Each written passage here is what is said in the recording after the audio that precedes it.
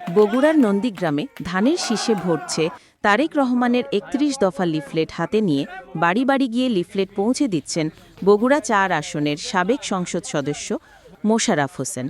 ১৮ September সকালে ৫ নং ভাটগ্রাম ইউনিয়নের বিভিন্ন গ্রামের বাড়ি বাড়ি গিয়ে ধানের শীষের পক্ষে ভোট চেয়ে ছোট বড় সকলের হাতে হাতে তারেক রহমানের ৩১ দফার এই লিফলেট তুলে দেন তিনি। সে সময় উপজেলা বিএনপি যুবদল, ছাত্রদল, স্বেচ্ছাসেবক দল সহ বিএনপি অঙ্গ সংগঠনের নেতাকর্মীরা উপস্থিত ছিলেন। লিফলেট বিতরণকালী সাবেক এমপি মোশাররফ হোসেন বলেন, আপনাদের মতো সাধারণ মানুষের দোয়া ও ভালোবাসাই আমার আগামী দিনের পথ চলার মূল শক্তি। আমি অতীতে আপনাদের পাশে ছিলাম, এখনও আছি এবং ভবিষ্যতেও থাকব। দেশে গণতন্ত্র পুনরুদ্ধার ও জনগণের ভোটাধিকার নিশ্চিত করতে আমরা আমাদের দেশনায়ক তারেক রহমানের ৩১ দফা রূপরেখা বাস্তবায়ন করতে এবং ধানের শীষে ভোট চেয়ে তারেক রহমানের ৩১ দফার লিফলেট হাতে নিয়ে বাড়ি বাড়ি গিয়ে লিফলেট পৌঁছে দিচ্ছি।